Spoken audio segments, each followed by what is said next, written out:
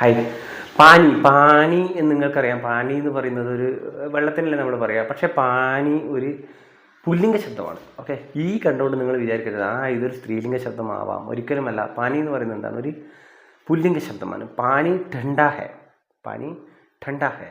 വെള്ളം എന്താണ്? തണുപ്പാണ് എന്നാണ്. ടീക്കെ. പാനി ഠണ്ടാ ഹെ. പാനി ഠണ്ടി ഹെ എന്ന് പറയരുത്. ഓക്കെ, അത് തെറ്റാണ്. അപ്പം പാനി ഠണ്ടാ ഹെ. ടീക്കെ. വെള്ളം തണുപ്പാണ്. ടീക്കെ. അപ്പം നിങ്ങൾ എന്ത് ചെയ്യണം? പാനി ഒരിക്കലും നിങ്ങൾ വിചാരിക്കരുത് ഇതൊരു സ്ത്രീലിംഗ ശബ്ദമാണ് ഈ മാത്രയിലായതുകൊണ്ട്. ഒരിക്കലുമല്ല. പാനി എന്ന് പറയുന്നത് ഒരു പുല്ലിംഗ ശബ്ദമാണ്. എപ്പോഴും എന്താ പറയേണ്ടത്?